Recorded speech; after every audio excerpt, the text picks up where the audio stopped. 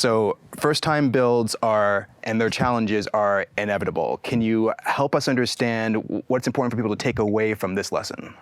So see, what the issue is with first-time builds, there's some of the things that are obvious. You remember we have this TRL scale we're all in love with. Like we start from, loony idea to hardware that's flying in space, right? From 1 to 9. So we have this. So what a first-time build is, especially of a project of the size that we tend to look at, is actually much harder. And I think in many ways we're struggling measuring that. And here's the issue. So if you had like a system that you fully understood and you added the technology on that, measuring the TRL of that technology is a perfectly good way of looking at. And generally speaking, that's good. You can go up to 2 or 3. By the way, I'm quoting the GAO report back. They basically said up to 2 or 3 of those things, they're good. Because frankly, they're kind of isolated on the system. Okay.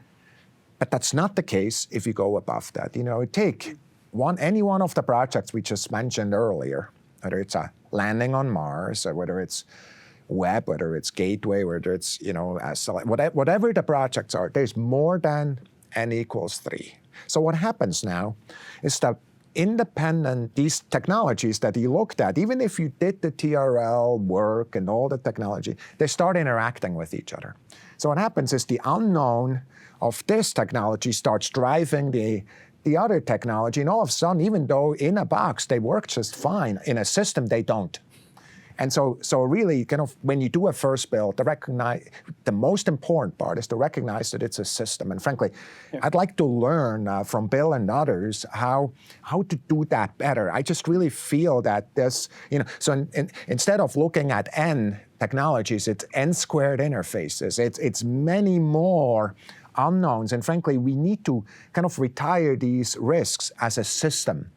And that's just, we have to recognize that. And in the absence of that, we're really our own worst enemy. Yeah.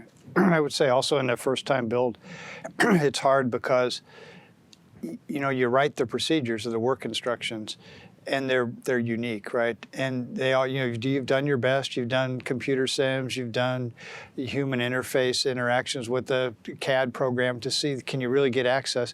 But then when the technician is really in there or the builder is in there, now all of a sudden the access that looks so good in the CAD program isn't really there. There's some strut that you didn't imagine. The work platform wiggles and isn't as stable as you want. So the ability for that technician or that worker to actually get the work done may not be anywhere what you envisioned. And you're just going to discover that stuff, and it may just take more time to do things than you had thought. But then the second time around, once you know that, then you could factor those work instructions in. Unfortunately, most of our projects are kind of one-time builds. In the case of some of my stuff, SLS and Orion, the first time through is much, much longer, and you talk about it as a learning curve. But that learning curve really comes down on the second and third times. You can really start homing those procedures. You know what fits and what moves forward. So I think that you just got to factor that in and not be discouraged when that's occurring, but then take that learning from one individual activity and then say, okay, don't just assume all the other work instructions stay static and you don't change them. Continue to learn from what you saw before and make changes back and forth. So I think sometimes we remember the things that really went bad, but then we don't remember some of the things that really went well. And we should capture those things that really went well and make sure that those get shared just as much as the things that went bad. We talk about when our projects are over cost and over schedule, and we bring in independent review teams, we write up all the lessons learned and all the reports of all these things we're never going to go do. I think we also need kind of the opposite is, why was this mission successful? What did we learn here? What are best practices that we ought to put in other programs, and look for that positive side? Because if you're just reacting to prevent problems, that's not as effective as if you're actively looking to make things better and actually improve performance. So I think we need to switch that learning around, where instead of doing like at the end of a project a lessons learned activity, you might actually break that lessons learned up somewhere along the way, and that lessons learned is not just the bad things that happened, but it's also the good things. What really, if you go back, what really made you successful, right? You may have had an AIT test that discovered some problem problem, you look at that as something terrible that we should have found somewhere else. But thank goodness you did that AIT test that found that problem. It is so much better having it on the ground than it is on orbit.